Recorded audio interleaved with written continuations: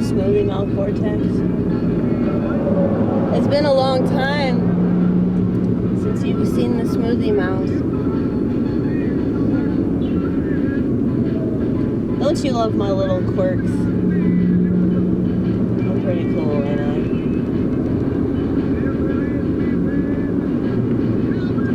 I didn't used to have this confidence.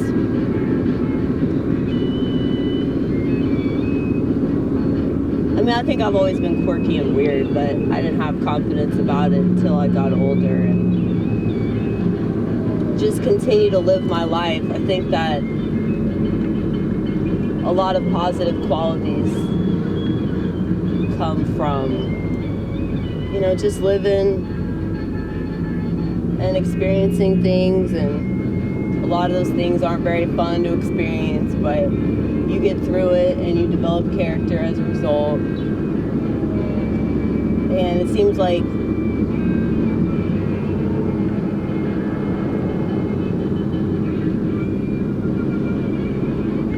people that look at it like any kind of hardship or difficulty is just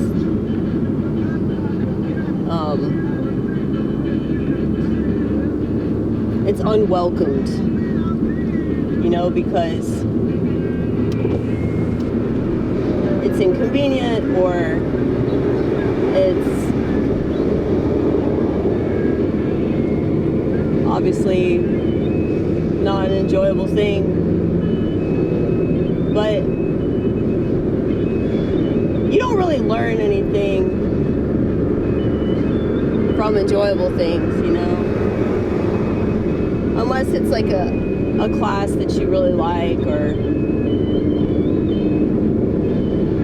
maybe you go to the Grand Canyon and you're like, wow, it's so beautiful, you know, some shit like that. But does it teach you anything that's actually useful? Probably not.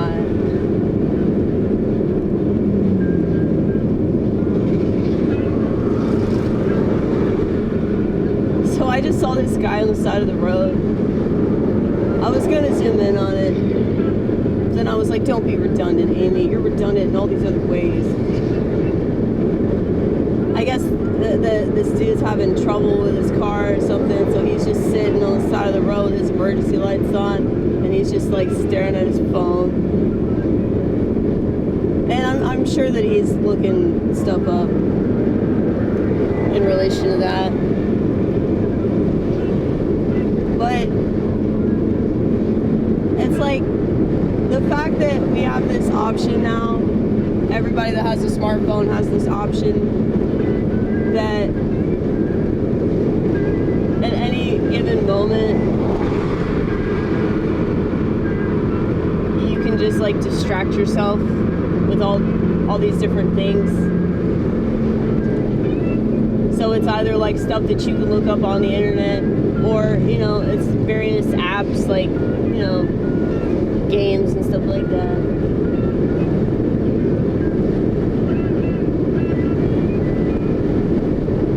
You know, would my judgment be the same if he was on the side of the road with a deck of cards playing solitaire? Probably not, because at least that would be interesting. That would be an interesting sight to see. But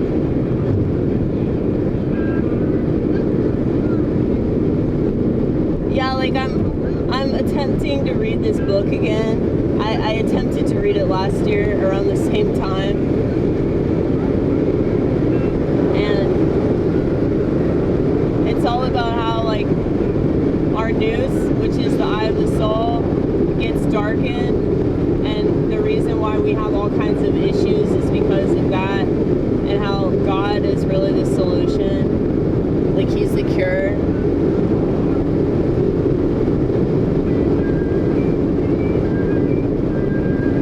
But I would say that God is definitely the cure to boredom, because if you just like think about the world and you think about like how we came about, like I study people, you know, like there are a lot of people that they study a particular subject It's like, I just study the world around me. Like I'm always in school. Nobody's paying me, which means I cannot be trusted, because the ones that get paid can really, really be trusted, you know? I'm obviously being facetious here, but yeah, it's like, it's crazy to me that people don't think that they should study anything around them.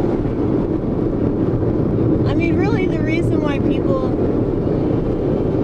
have a lot of things to say about, you know, narcissists and, you know, various types of mental illness is because they've had to deal with it, you know?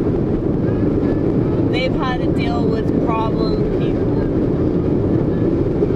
And in dealing with problem people, they're like, ooh, maybe I can make money off of this expertise that I have, that I never really wanted or asked for.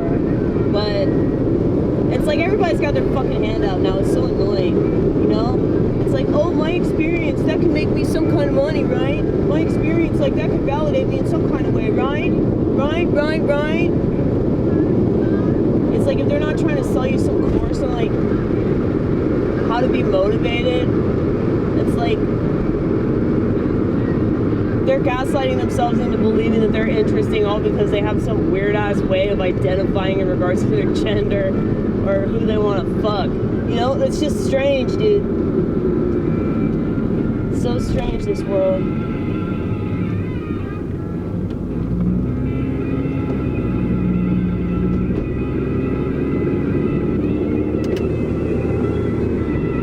But yeah.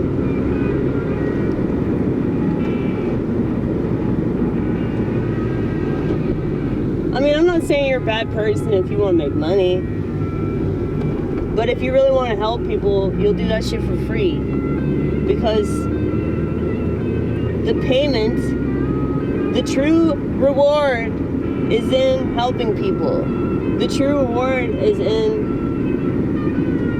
the guidance that people are taking. Like, you have this experience because you're lucky enough to have learned from the things that you went through. And now you can benefit other people with that. So, ugh. Look at propaganda. It's so amazing.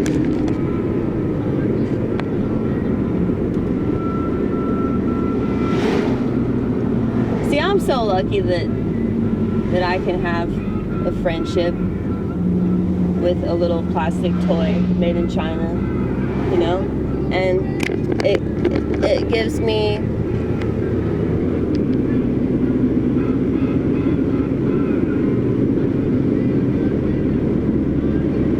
a lot of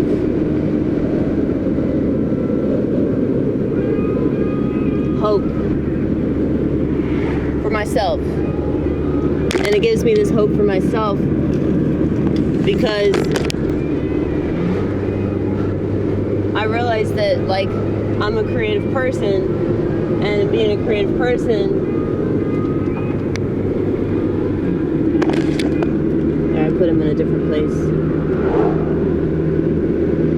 Being a creative person, like, that's really the only way out of a lot of these situations. You know, and I realized that one of the reasons why I take him with me everywhere I go is because he's kind of like this embodiment of my personality. Okay? Just look at him. Hey! Hey!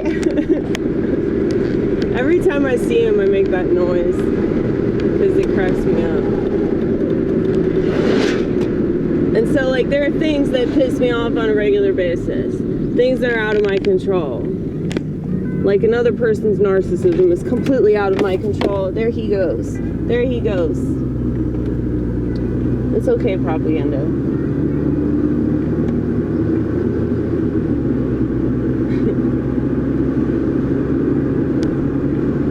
We can't all stay where we're put.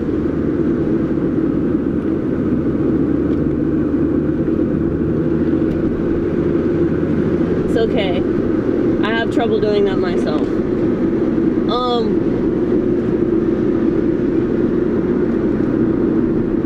But anyway, I'll get you in a second, propaganda. I have to drive right now. Please don't be upset. Please don't be upset with me. But yeah, so it's like I've created this character to deal with things that I don't want to deal with. And I mean, I already do that inside my head anyway, but it might seem kind of childlike, or childish rather. It's childlike. It's not childish, it's childlike. But immature people that aren't in touch with their inner child are gonna say that it's childish. And I guarantee that they spend every dull moment not paying attention to anything around them. Okay? So, no, I don't really blame people for being taken in by technology, because that was the whole point of it. So, you know, they just can't help themselves. They're weak. They're weak. Most people are very weak. And they don't see that there's a virtue in trying to expand their horizons a little bit. Look at those fucking nurses, dude. Nurses. Did you see that bitch? She looked like a bitch. Was she a bitch? I don't know. She looked like one.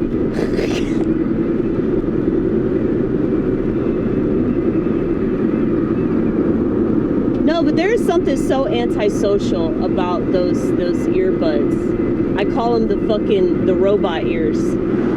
Every time that I see people with that, I just want to get the fuck away from them. And then I feel like I'm such a judgmental cunt that, you know, I'm like judging people based off of their appearance, you know, which is wrong, and the Bible speaks out against that. But there is definitely like an antisocial vibe that a lot of those types of people give off, you know? Because the more you embrace technology, and I know there are exceptions to this, okay? Because a lot of my coworkers, like, they have one of those fucking robot ears in their ear holes at all times because they cannot be separated from their addiction. That's so healthy, isn't it? But yeah, like,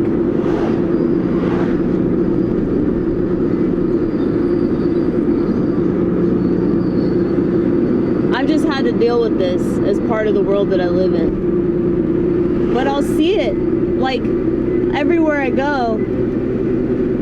There'll just be all these people with that. And yeah, they just seem so cold. They seem so cold. They seem so, like,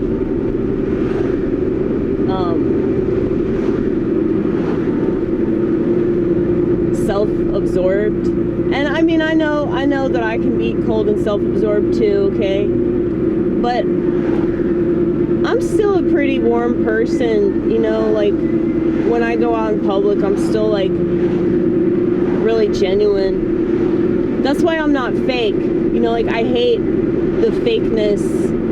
Like, I don't ask people how they are or anything like that, because I see that as like, bullshit, small talk. But, you know, I'm a pretty sincere person. But I think that, like,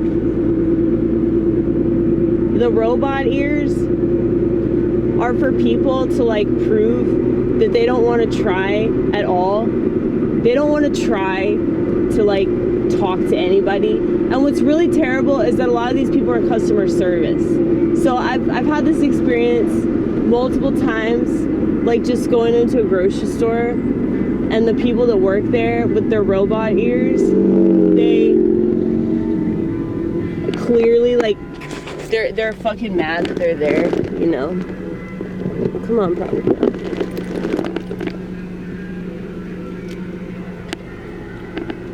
He's back. But, like,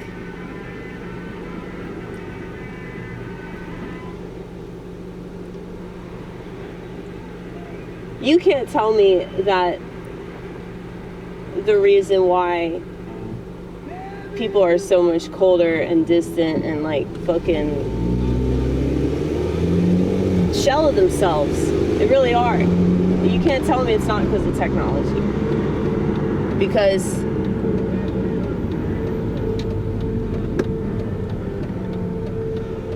I think it's here to thin the fucking herd. I really do.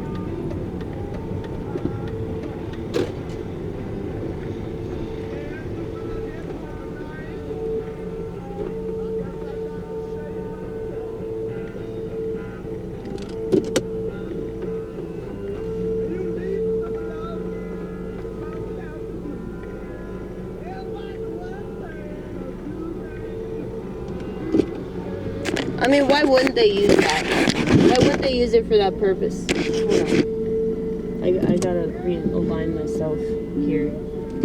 Because I'm not within the lines. And you'd think that me, of all people, wouldn't give a fuck about that. But sometimes I do. Sometimes I do.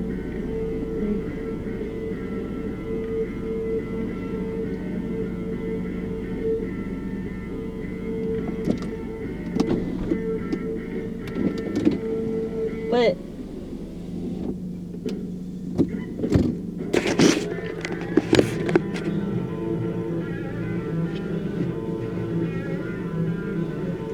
yeah, it's like, I think all these things in our modern world are designed to thin out the herd.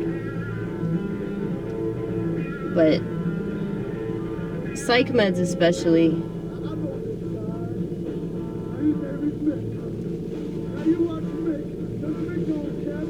because it all works together.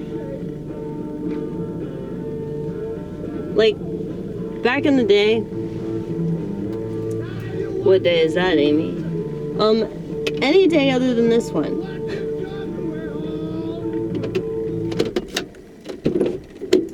Before pharmaceuticals existed, I'm sure that there were lots of people that had what would be referred to these days as depression or anxiety. But they would just have to deal with it.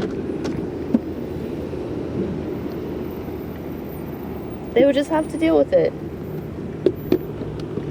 They couldn't just run to some psychiatrist and be like, give me zombie pills, because I don't want to feel shit anymore. I just want to pretend that I'm not a person with thoughts and feelings, you know? I don't... But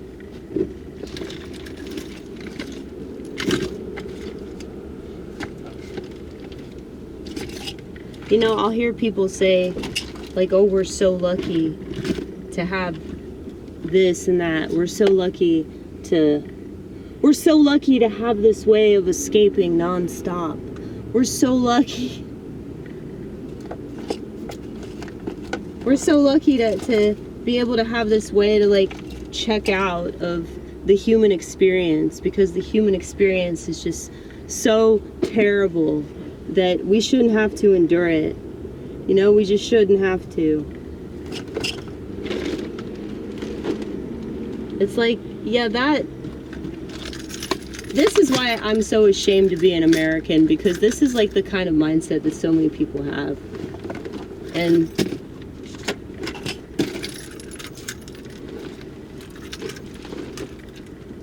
they can say all day that it's from a place of gratitude, but it's from a place of weakness. You know? But I guess it's like that's what happens when you don't believe in God. You have to like have all these alternative means of like handling your shit, you know?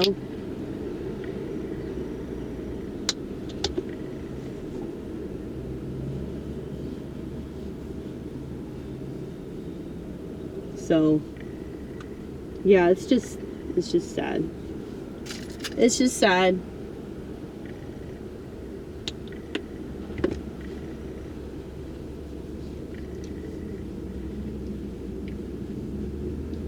Do you think I'm too hard on people? Because sometimes that's a concern of mine. And it's a concern of mine because I used to take medication back in the day when I was weak. I'm not saying I'm not still weak, but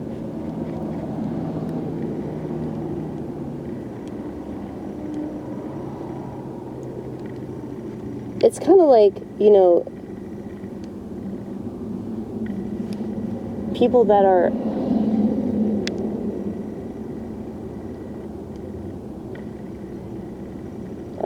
I don't think there's anything in here. That's why nothing's coming out.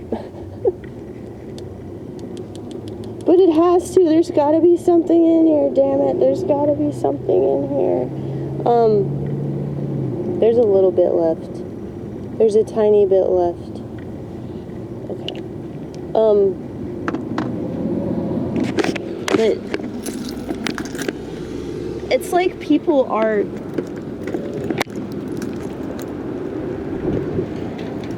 like gloating about their weakness so that they can be a pillhead, you know? So there's this part of, I think it's Galatians, where Paul talks about how he glories in his infirmities because the power of Christ rests on him. So it's like that, only with psych meds. It's like, oh, well, I have depression, but there's sertraline, so, but they're not strong in sertraline. You know what I mean? And now their genitals are a fucking nut. So, you know what I'm saying? It's just ridiculous that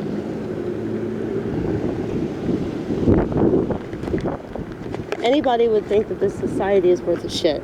But I know I'm a stone cold cynic about this world, as y'all know. And I'm sure I would be that way in like fucking 60 years. So, you know. She wouldn't have me on YouTube, though.